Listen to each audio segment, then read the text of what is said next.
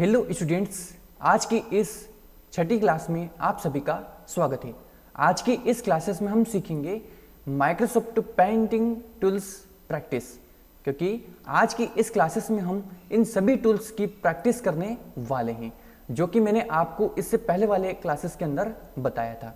तो यहाँ पर भी आप देख सकते हैं कि हम होम टैब और व्यू टैब के जितने भी टूल्स इस माइक्रोसॉफ्ट पेंट के अंदर दिखाई दे रहे हैं, इस क्लासेस में इन सभी को हम कवर अप करने वाले हैं और आपको यह भी पता चल जाएगा कि आखिर ये जो ऊपर ऊपर दिखाई दे रहा है इसको क्या कहते हैं और ये जो आपको यहाँ पर नीचे दिखाई दे रहा है इसे क्या कहते हैं, और बाकी जो टूल्स रहेंगे उन सभी की हम आज के इस क्लासेस में प्रैक्टिस करेंगे। तो चलिए इस क्लासेस को हम शुरू करते हैं।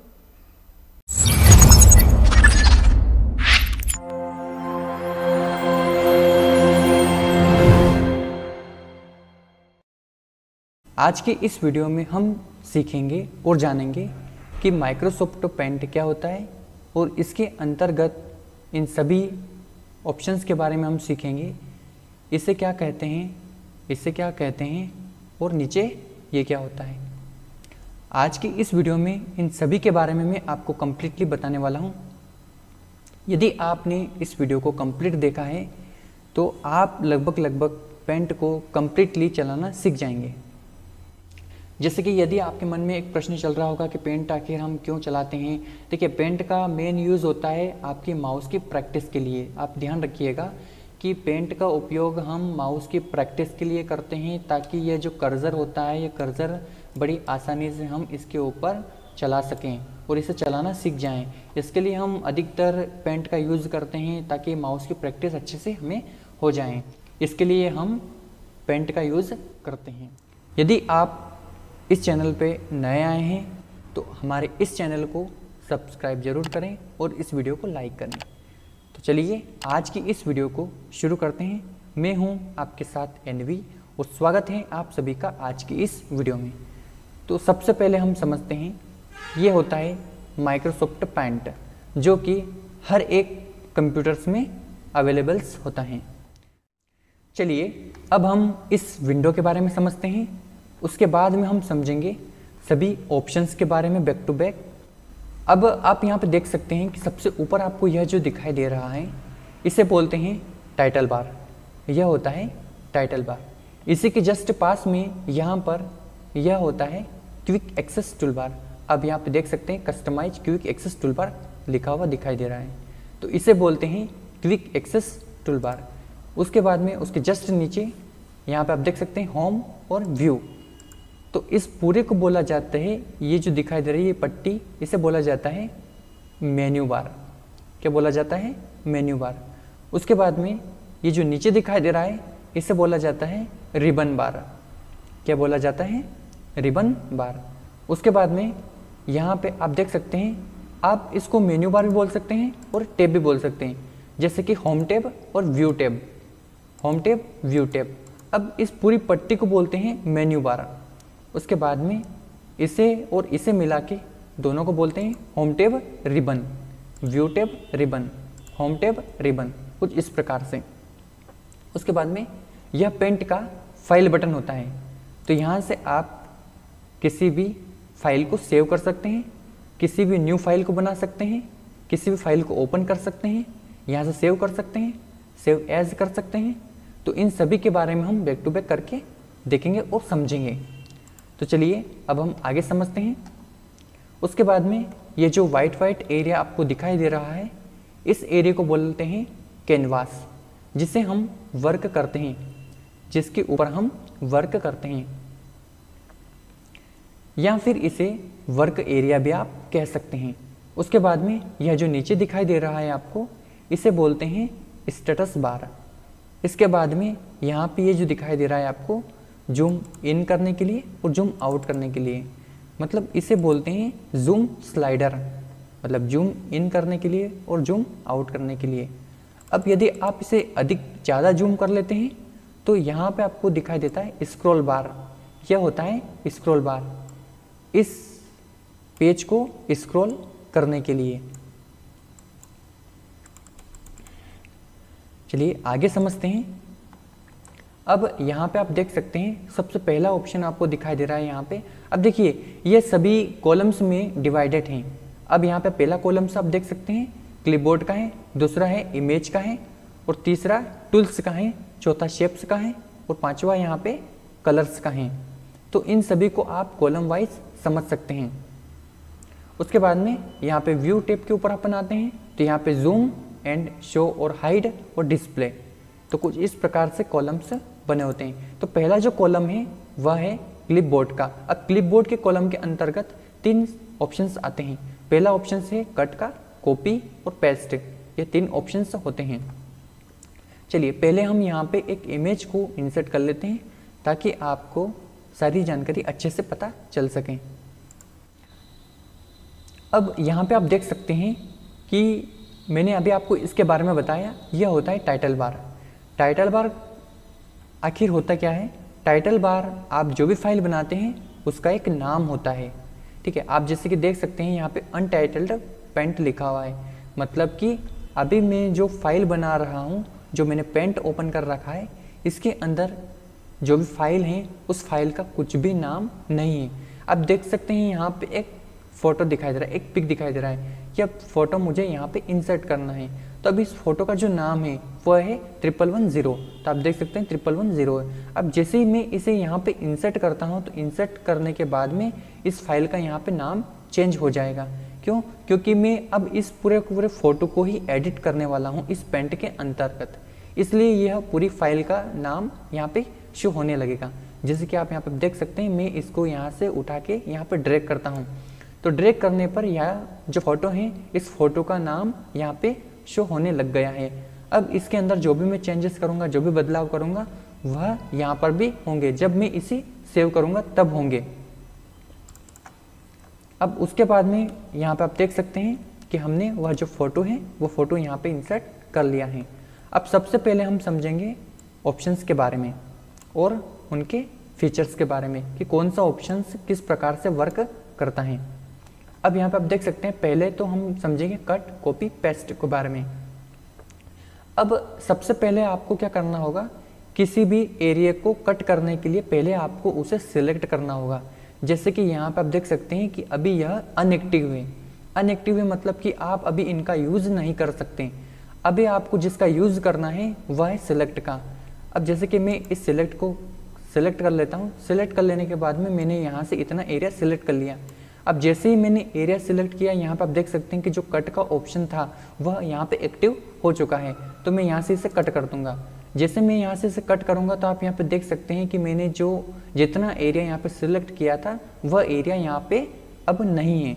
अब वह सिंपल क्लिपबोर्ड में आ चुका है। अब मुझे सिंपल यहाँ से क्या करना होगा, उसे पेस्ट करना होगा जो मैंने यहाँ से कट कर रखा है। तो सिंपल आपको यहाँ पे पेस्ट के ऊपर क्लिक कर देना है। अब आप इस एरिया को जहाँ पे भी रखना चाहें वहाँ पे रख सकते हैं, कुछ इस प्रकार से। अब उसके बाद में नेक्स्ट ऑप्शन है इसमें कॉपी का। अब कॉपी का मतलब क्या होता है कि मान लीजिए कि मुझे यहाँ पे इस एरिया को यहाँ पे भी रखना है और इसी एरिया को मुझे यहाँ पे भी रखना है, तो यह होता है कॉपी और पेस्ट।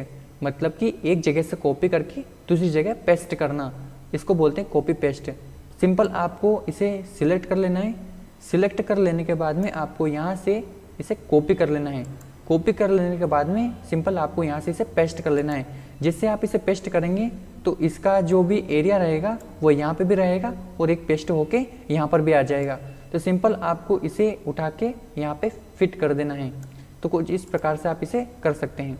अब आप देख सकते हैं कि जो एरिया हमने सिलेक्ट किया था वह यहाँ पर भी है और यहाँ पर भी है, तो इसे बोलते हैं कॉपी पेस्ट। और कट क्या होता है, तो यहाँ पे मैं इस एरिया को कट करके यहाँ पे रखता हूँ, मतलब एक जगह से काट कर दूसरी जगह रखना, इसे बोलते हैं कट करना। ठीक है, तो मैंने यहाँ से इसे कट कर दिया। अब मैं यहाँ पे इसको पेस्ट कर देता हूँ। तो आप देख सकते हैं यहाँ पे मैंने यहाँ से कट करके इसे यहाँ पे रखा है। तो ये होता है कट और पेस्ट। और कॉपी पेस्ट मैंने अभी आपको बताया कि अगर मुझे इसको यहाँ पे भी रखना है और यहाँ पे भी रखना है तब होगा ये कॉपी और पेस्ट। जैसे कि कॉपी और पेस्ट इस प्रकार से। अगला कॉलम से है, यहाँ पे आप देख सकते हैं इमेज का। इमेज के कॉलम्स के अंतर्गत आप देख सकते हैं कि 4 ऑप्शंस दिखाई देते हैं आपको, क्रॉप, रिसाइज, रोटेट और सेलेक्ट। ठीक है, तो सबसे पहले हम समझेंगे सिलेक्ट। अब सिलेक्ट के अंतर्गत भी आप देख सकते हैं कि बहुत सारे ऑप्शंस आपको दिखाई देते हैं, जैसे कि rectangular selections, free from selections, select all, है ना, इनवर्ट सिलेक्शंस और डिलीट और ट्रांसपेरेंट सिलेक्शंस। देखिए सभी के बारे में हम बैक टू बैक समझते हैं। सबसे पहले हम समझते हैं रेक्टेंगल सिलेक्शंस। अब आप यहाँ पे देख सकते हैं कि मैं यदि इस कर्सर से किसी भी पॉइंटर को सिलेक्ट करता हूं तो वह चारों कॉर्नर में बराबर सिलेक्ट होता है, तो इसे बोलते हैं रेक्टेंगुलर सिलेक्शंस। मतलब कि आपने जितना भी एरिया सिलेक्ट किया है वह चारों कॉर्नर से बराबर हो, यानी कि रेक्टेंगल में हो। तो इस प्रकार से इसे आप समझ सकते हैं। अगला है फ्री फ्रॉम सिलेक्शंस। इसका मतलब होता है कि आप मन चाही जगह को सिलेक्ट कर सकते हैं। जैसे कि ये जो फ्लावर है, इस फ्लावर को मुझे पूरे को सिलेक्ट करना है बैक टू बैक कुछ इस प्रकार से। जैसे कि मैं यहाँ से सिलेक्ट कर लेता हूँ एक लाइनिंग बना के, इस प्रकार से आप देख सकते हैं कि मैंने इसको सिलेक्ट कर लिया। इसे बोलते हैं फ्री फ्रॉम सिलेक्शन। अब मैं इसको उठा के कुछ यहाँ पे रखता हूँ तो आप देख सकते हैं कि मैंने जितना एरिया सिलेक्ट किया था, फ्री फ्रॉम सिलेक्शन किया था, तो वह यहाँ पे मुझे दिखाई दे रहा है। इस प्रकार से आप इसे सिलेक्ट कर सकते हैं। नेक्स्ट है सिलेक्ट ऑल। अब यहाँ पर आप देख सकते हैं कि इस एरिया के ऊपर जितने भी कंटेंट्स रहेंगे, जितने भी इमेजेस रहेगी, वो सभी एक साथ सिलेक्ट हो जाएगी। मतलब कि इस पूरे को एक साथ सिलेक्ट करना, इसे बोलते हैं सिलेक्ट ऑल। तो आप इस पूरे को एक साथ सिलेक्ट कर सकते हैं। जैसे कि आप यहाँ पर देख सकते हैं कि यह पूरा एक साथ सिलेक्ट हो चुका है। उसके बाद में नेक्स्ट है इनवर्ट सिलेक्शन। इसका मतलब ये होता है कि आप जो सिलेक्ट कर रहे हैं उसका उल्टा करना। उल्टा करने का मतलब ये होता है कि जो एरिया आपने सिलेक्ट किया है, जैसे कि यहाँ पे मैं आपको थोड़ा सा सिलेक्ट करके दिखा देता हूँ। जैसे कि मैंने इतना एरिया सिलेक्ट किया है, अब ये उसका उल्टा कर देगा। उल्टा करने का मतलब ये होता है कि मैंने इसे इनवर्ट सिलेक्शन कर दिया। अब इसका मतलब ये हुआ कि जितना एरिया मैंने सिलेक्ट किया था उसको छोड़कर इसने पूरे को सिलेक्ट कर लिया है। जैसे कि आप यहाँ पे देख सकते हैं, जैसे कि मैं इधर इसको इधर ड्रैग करता हूँ तो यहाँ पर आप देख सकते हैं कि मैंने जितना एरिया सिलेक्ट किया था वह इसने स्किप कर दिया, मतलब कि छोड़ दिया है, और बाकी का एरिया इसने सिलेक्ट कर लिया है। तो इसको बोलते हैं इनवर्ट सिलेक्शन, मतलब कि उल्टा करना। अगला है डिलीट। डिलीट का यूज होता है जैसे कि आप जिस भी एरिया को सिलेक्ट करते हैं, यदि उस एरिया को आपको डिलीट करना है तो सिंपल आप इसे डिलीट कर सकते हैं इस प्रकार से। अगला है ट्रांसपेरेंट। ट्रांसपेरेंट का मतलब क्या होता है, जैसे कि यहाँ पर आप देख सकते हैं कि मैं इस फ्लावर को सिलेक्ट कर रहा हूँ। सिलेक्ट कर लेने के बाद में मैं इसको यहाँ पे लेके आया, तो यहाँ पे लेके आने के बाद में आप देख सकते हैं कि इसका जो पीछे का बैकग्राउंड है वाइट कलर का, तो वह भी यहाँ पे शो हो रहा है। अगर मुझे इसे भी ट्रांसपेरेंट करना है तो सिंपल आपको यहाँ पे आके ट्रांसपेरेंट सिलेक्शंस के ऊपर क्लिक कर देना है। जैसे ही आप यहाँ पे सिलेक्ट करेंगे तो आप देख सकते हैं कि इसका जो पीछे का वाइट बैकग्राउंड था वह रिमूव हो चुका है, तो इससे यह रिमूव होता है। नेक्स्ट है क्रॉप। अब क्रॉप का मतलब क्या होता है, जैसे कि मुझे यहाँ पे सिर्फ इसी को रखना है, बाकी को सबको डिलीट करना है, तो यहाँ से सिंपल आपको क्रॉप कर देना है। तो जो भी आप सिलेक्ट करेंगे बस वही रहेगा आपके वर्क के ऊपर, मतलब आपका जो भी एरिया रहेगा उसके ऊपर, बाकी सब डिलीट हो जाएंगे। तो ये होता है क्रॉप करना। अगला है रिसाइज। रिसाइज का मतलब होता है जैसे कि यहाँ पे आप देख सकते हैं कि अभी इसमें मार्जिन दिखाई नहीं दे रही है, तो सिंपल आपको यहाँ से पहले रूलर्स को ऑन कर लेना है, तो इसकी मार्जिन्स यानी कि रूलर्स आपको यहाँ पे दिखाई देंगे। यहाँ पे आप देख सकते हैं कि इसकी साइजेस आपको यहाँ पे दिखाई दे रही हैं, तो आप यहाँ से इसे रिसाइज कर सकते हैं। रिसाइज का मतलब होता है जैसे कि अभी आपका जो ये शीट है या कितने साइजेस में है, इसकी साइज आप यहाँ से देख सकते हैं। यदि आपको इसको चेंज करना चाहते हैं तो यहाँ से आप कर सकते हैं। पिक्सल्स में इसको चेंज करना चाहते हैं तो पिक्सल्स में कर सकते हैं। अभी आप देख सकते हैं कि हॉरिजेंटल में कितनी है, 6920, तो यहाँ पर आप देख सकते हैं 6920, ये 6000 यहाँ पे हो जाता है और 920 यहाँ पे हो जाता है। इसी प्रकार आप वर्टिकल देख सकते हैं, 2784 दिखाई दे रहा है आपको, तो 2000 यहाँ पे हो जाता है और 784 कुछ यहाँ पे हो जाता है। तो ये अभी इसकी साइजेस आपको दिखाई दे रही है। यदि आप इसके साइजेस को चेंज करना चाहते हैं तो सिंपल आप यहाँ से चेंज कर सकते हैं। जैसे कि मैं इसके जो साइजेस है उसको 7000 रखता हूँ हॉरिजेंटल, और यहाँ पे वर्टिकल में इसको रखता हूँ 3000। तो कुछ इस प्रकार से यहाँ पे इसके साइजेस आप चेंज कर सकते हैं।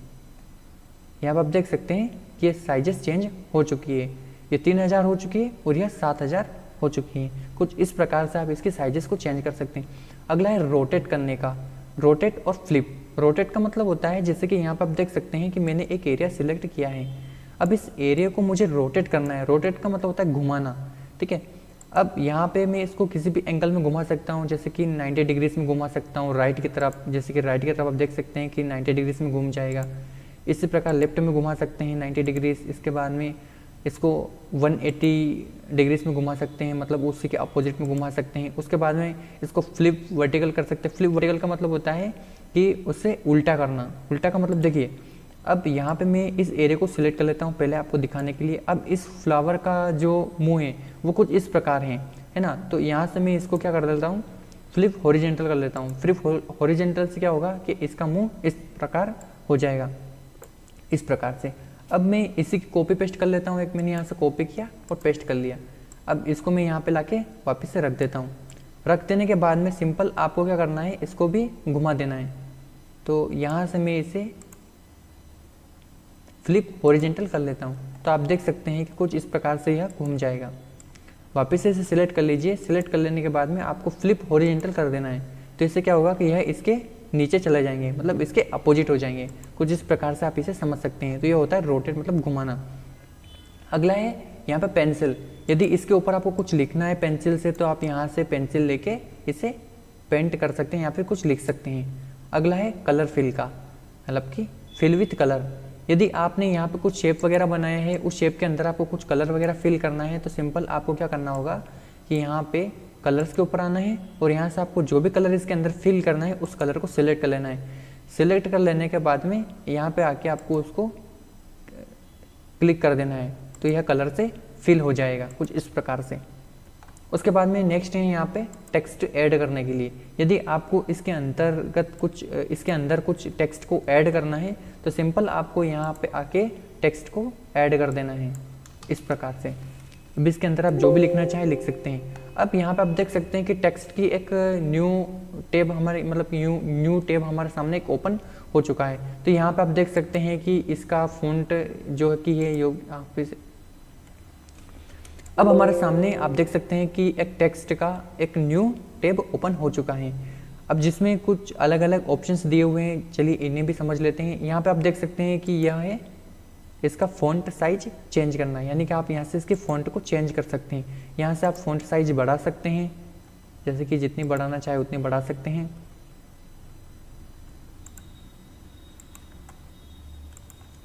जैसे कि मैं इसकी 100 कर देता हूँ, मैंने यहाँ पे 100 कर दिया, तो ये कुछ इस प्रकार से दिखाई देगा आपको। तो यहाँ से आप कोई जो भी टेक्स्ट ऐड करना चाहते हैं वो टेक्स्ट को यहाँ से आप ऐड कर सकते हैं। जैसे मैंने 200 कर दिया और यहाँ पे लिखा मैंने अनंत कंप्यूटर। देखिए यहाँ पे इस प्रकार से आप इसे चेंज कर सकते हैं। अभी आपको यदि इसकी फ़ॉन्ट साइज़ और भी बढ़ाना है तो पूरे को आपको सिलेक्ट करना पड़ेगा। सिलेक्ट सिंपल आप यहाँ से कुछ इस प्रकार से इसे सिलेक्ट कर सकते हैं। उसके बाद में यहाँ पे आप इसकी फ़ॉन्ट साइज़ और बढ़ा सकते हैं, जैसे कि मैंने 300 रख दिया तो 300 में कुछ और बड़ी हो गई। इस प्रकार से आप इसकी फ़ॉन्ट साइज़ को बढ़ा सकते हो, घटा सकते हैं। उसके बाद में यदि इसको आपको बोल्ड करना है तो यहाँ सिंपल बोर्ड पे क्लिक कर दीजिए, ये बोल्ड हो जाएगा। उसके बाद में बोल्ड कर देने के बाद में यहाँ पे इटैलिक करना हो तो इटैलिक कर सकते हैं, अंडरलाइन करना हो तो अंडरलाइन कर सकते हैं नीचे। उसके बाद में इसमें स्ट्रिक थ्रू देना हो तो यहाँ पे स्ट्रिक थ्रू दे सकते हैं, जैसे कि आडी लाइन हो सकती है तो आडी लाइन दे सकते हैं। उसके बाद में यहाँ पे आप इसको यदि आप इसको ट्रांसपेरेंट रखना चाहते हैं तो ट्रांसपेरेंट रख सकते हैं। यदि आप इसके पीछे बैकग्राउंड देना चाहते हैं तो यहाँ से सिंपल बैकग्राउंड दे सकते हैं। जो भी बैकग्राउंड आप सिलेक्ट करेंगे वो बैकग्राउंड इसके पीछे आ जाएगा, कुछ इस प्रकार से समझ सकते हैं इसे आप। उसके बाद में यदि आप इसको ट्रांसपेरेंट रखना चाहते हैं तो सिंपल ट्रांसपेरेंट के ऊपर क्लिक कर दीजिए। उसके बाद में इसमें कुछ सा कलर अगर चेंज करना चाहते हैं तो सिंपल आपको पूरा सिलेक्ट करना होगा और यहाँ से कलर को चेंज कर लेना होगा। अब देखिए कलर 1 में टेक्स्ट का कलर होता है और कलर 2 में बैकग्राउंड का कलर होता है, पीछे का बैकग्राउंड का कलर। तो कुछ इस प्रकार से इसे आप समझ सकते हैं। ये टेक्स्ट का कलर आपको चेंज करना हो तो टेक्स्ट का कलर चेंज हो जाएगा, और यदि आपको बैकग्राउंड कलर चेंज करना हो तो बैकग्राउंड कलर भी इस प्रकार से चेंज हो जाएगा।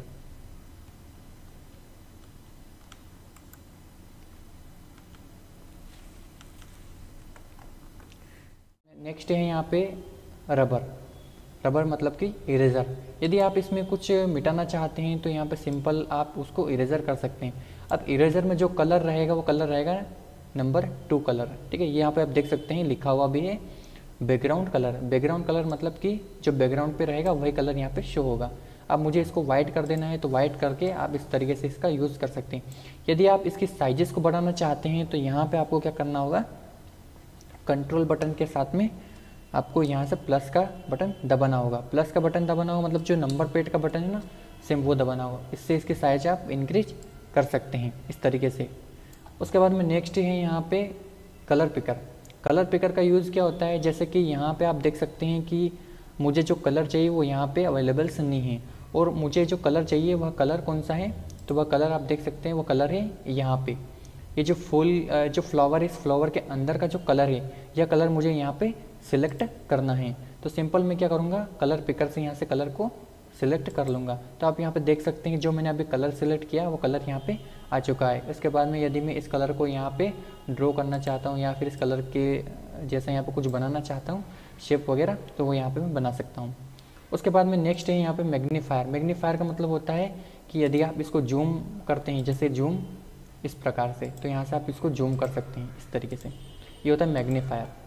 अब यहाँ पे आप देख सकते हैं रेक्टेंगल में आपको चारों कॉर्नर से बराबर एक मैग्नीफायर मिलता है, इसे आप जूम इन कर सकते हैं इससे। इसके बाद में आप जैसे कि अभी आपने जूम इन कर लिया, अब आपको इसको जूम आउट करना है, तो आप सिंपल यहाँ पे देख सकते हैं जूम आउट करने के लिए, तो इसे आप इस प्रकार से जूम आउट कर सकते हैं। इसके बाद में अगला आप देख सकते हैं यहाँ पे ब्रशेस हैं। यदि आप इसके अंदर कुछ ब्रश का यूज़ करना चाहते हैं, कुछ लिखना चाहते हैं, तो यहाँ से आप इसमें ब्रश का यूज़ कर सकते हैं इस तरीके से। यहाँ पर अलग अलग आपको ब्रश मिल जाते हैं, जैसे कि कोई पतली लाइन का मिलता है, कोई बड़ी लाइन का मिलता है, तो यहाँ से आप ब्रश का यूज़ कर सकते हैं। उसके बाद में अगला ऑप्शन है, इसमें और भी बहुत सारे ब्रश हैं इसके अंदर। तो ये अगला है यहाँ पे शेप्स का कॉलम। अब यहाँ पे बहुत सारे आपको शेप्स मिलते हैं, जैसे कि यहाँ पे लाइनिंग हो गई है ना, तो यहाँ पे सर्कल हो गया, यहाँ पे रेक्टेंगल हो गया, तो यहाँ पे अलग अलग आपको कई तरह के शेप मिलेंगे। तो इनसे आप आपकी जो पेंटिंग्स हैं, जो ड्राइंग है, उसको और अच्छे तरीके से आप यहाँ से बना सकते हैं। जैसे कि इस प्रकार से आपको यहाँ पे शेप मिलते हैं।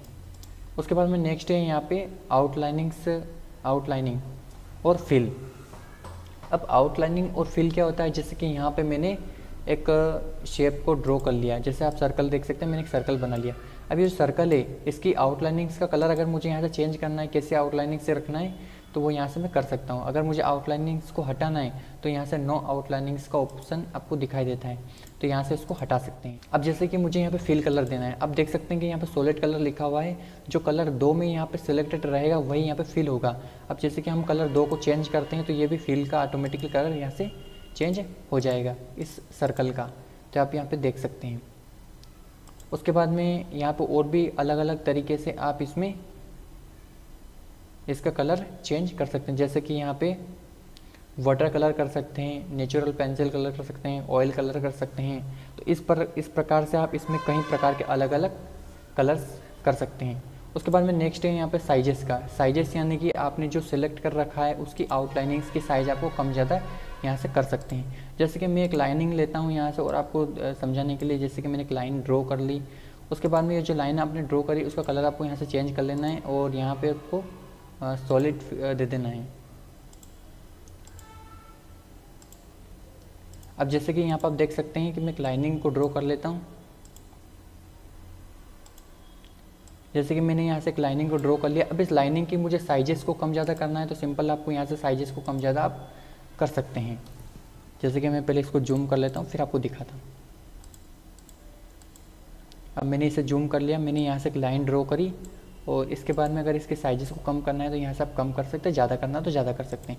अब कलर के बारे में तो मैंने आपको बता ही दिया। अब आप देख सकते हैं यहाँ पे लिखा हुआ है कलर फोरग्राउंड। फोरग्राउंड का मतलब होता है कि यह जो कलर होता है 1 नंबर में, यह कलर होता है यहाँ पे एक तो शेप की आउटलाइनिंग्स में होता है यह कलर, और इसके बाद में यहाँ पे आप देख सकते हैं कि फिल विथ कलर में जो भी कलर रहेगा वह कलर 1 का रहेगा।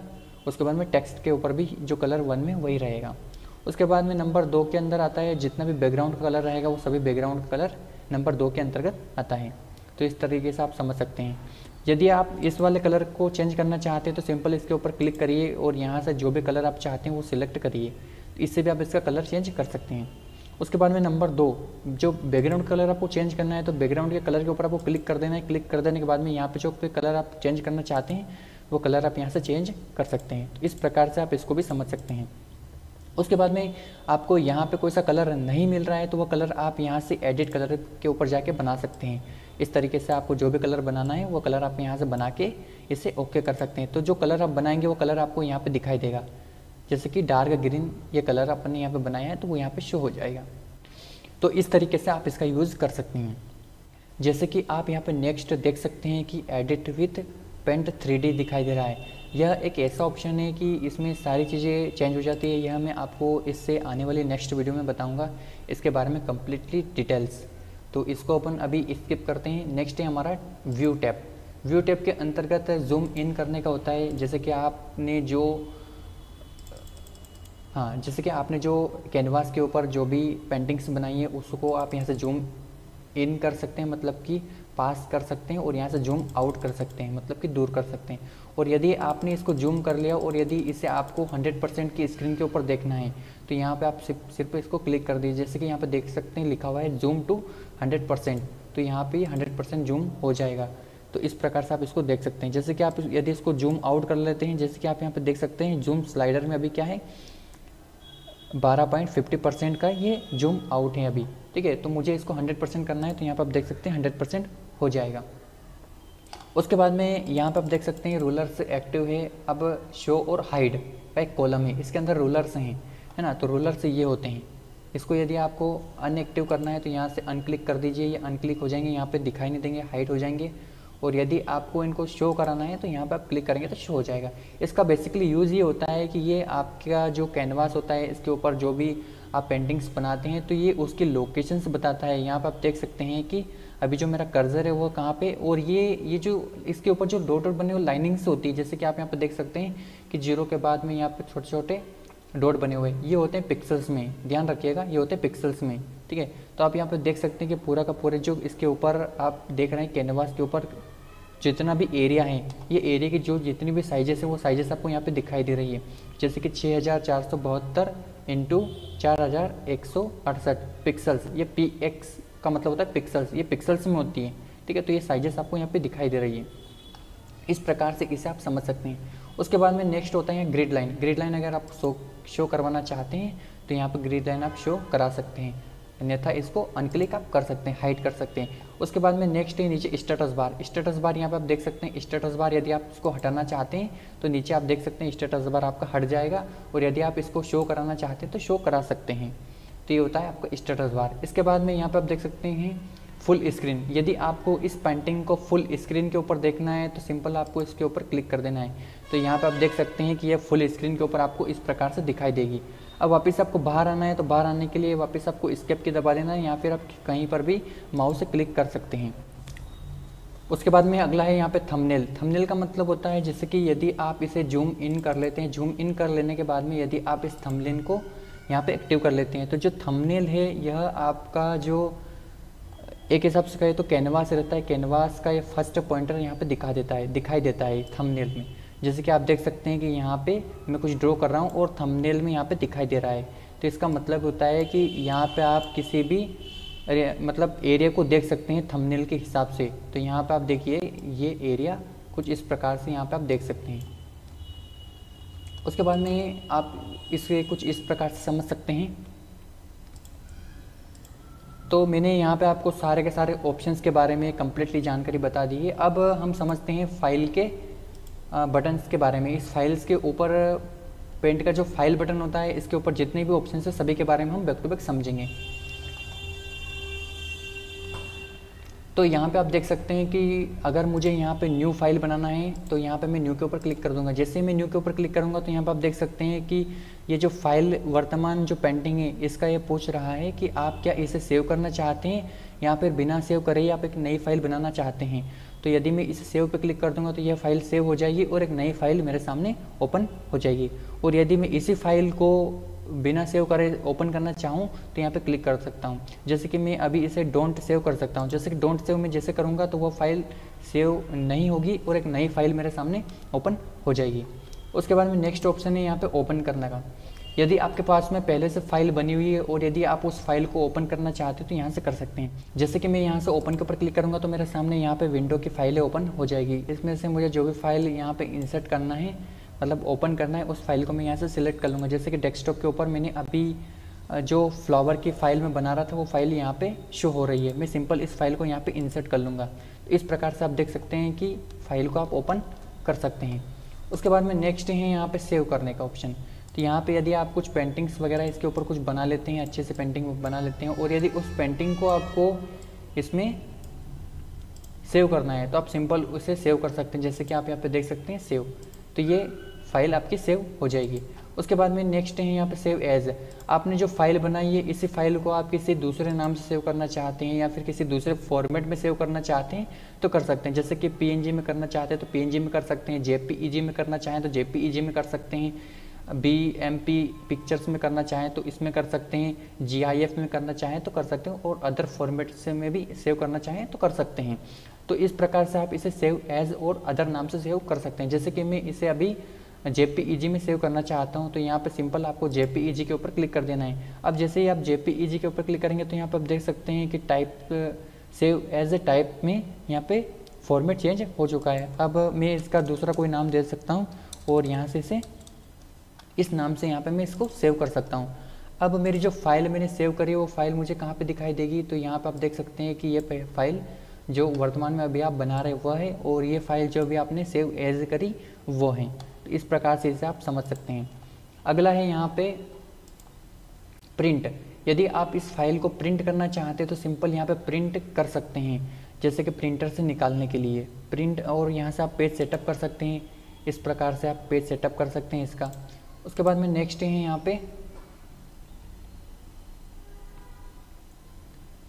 Print view. अगर आप इसका प्रिंट व्यू देखना चाहते हैं तो ये प्रिंट व्यू इस प्रकार से इसका दिखाई देता है। उसके बाद में नेक्स्ट ऑप्शन है इसमें सेंड इन ईमेल। यदि आप इस फाइल को ईमेल के ऊपर सेंड करना चाहते हैं तो सिंपल यहाँ से ईमेल के ऊपर भी सेंड कर सकते हैं। उसके बाद में यहाँ पे लिखा हुआ है सेट एज डेस्कटॉप बैकग्राउंड। यदि आप जो वर्तमान पिक्चर इसमें बना रहे हैं इसी पिक्चर को यदि आप इस बैकग्राउंड के ऊपर सेव करना चाहते हैं तो यहाँ पे कर सकते हैं। जैसे कि मैं यहाँ पे आपको एक बार करके दिखा देता हूँ। जैसे कि आपको यहाँ पे फाइल के बटन के ऊपर आना है और यहाँ पे लिखा हुआ है सेट एज डेस्कटॉप बैकग्राउंड। इसके ऊपर आके आपको फिल के ऊपर क्लिक कर देना है। जैसे आप यहाँ पे क्लिक करेंगे तो डेस्कटॉप बैकग्राउंड के ऊपर वही पिक्चर सेट हो जाएगी, जैसे कि आप यहाँ पे देख सकते हैं। उसके बाद में नेक्स्ट है यहाँ पे अगला है यहाँ पे प्रॉपर्टीज़। यदि आपने जो फाइल बनाई है इसकी प्रॉपर्टीज़ यदि आप चेंज करना चाहते हैं या फिर प्रॉपर्टीज़ देखना चाहते हैं तो सिंपल इसकी प्रॉपर्टीज़ आप यहाँ पे देख सकते हैं। जैसे कि इसकी वेट और हाइट, मतलब यहाँ पे आप इसकी चौड़ाई और ऊंचाई यानी कि हाइट दोनों यहाँ पे देख सकते हैं। और यदि आप इसको यहाँ से कम भी करना चाहें तो कर सकते हैं। जैसे कि यहाँ पे 3648 है तो ये 3000 तो यहाँ पे हो जाते हैं और 648 इसके आगे हो जाते हैं। तो मुझे इसको चेंज करना है। जैसे कि यहाँ पे मैं इसको सिर्फ 3000 कर देता हूँ और इसकी जो यहाँ पे इसकी जो लंबाई है इसको कर देता हूँ 2500 2500 और इसे कर देता हूँ ओके। तो अब आप देख सकते हैं कि इसकी जो साइज है वो यहाँ से चेंज हो चुकी हैं। तो इस प्रकार से आप इसके साइजेस को भी चेंज कर सकते हैं। उसके बाद में ये पेंट के बारे में हो गया, अबाउट पेंट। और यदि आप पेंट से बाहर निकलना चाहते हैं तो एग्जिट के ऊपर क्लिक कर दीजिए। जैसे आप एग्जिट के ऊपर क्लिक करेंगे तो ये पेंट आपको यहाँ से स्किप कर देगा। अब यहाँ से पूछा जा रहा है कि ये जो फाइल है इसे आप सेव करना चाहते हैं या फिर बिना सेव करे आप इस पेंट से बाहर जाना चाहते हैं। तो यदि आप इसको बिना सेव करे पेंट से बाहर जाना चाहते हैं तो डोंट सेव पर क्लिक कर दीजिए। जैसे आप डोंट सेव के ऊपर क्लिक करेंगे तो आप पेंट से बाहर आ जाएंगे। इस प्रकार से आप देख सकते हैं कि यहाँ पे टास्क के बारे में भी पेंट का जो आइकन है वह शो नहीं हो रहा है। इसका मतलब है कि हम पेंट से बाहर आ चुके हैं।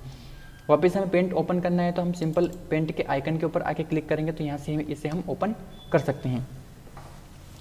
अब जैसे कि आप समझ सकते हैं कि मैंने आपको पेंट के हर एक ऑप्शंस के बारे में कम्प्लीटली जानकारी बताई है। यदि यह जानकारी आपको अच्छी लगी है तो इस वीडियो को आप लाइक करें और अपने दोस्तों के साथ शेयर ज़रूर करें ताकि उन्हें भी ये चीज़ें सीखने को मिले और वह भी अच्छे खासे चीज़ें सीखें। तो मुझे उम्मीद है कि इस वीडियो में आपने पूरे पेंट के सभी फंक्शंस के बारे में अच्छे से समझा होगा और सीखा होगा। तो आज की वीडियो में बस इतना ही। मिलते हैं एक नई वीडियो में। इस वीडियो को देखने के लिए आप सभी का धन्यवाद।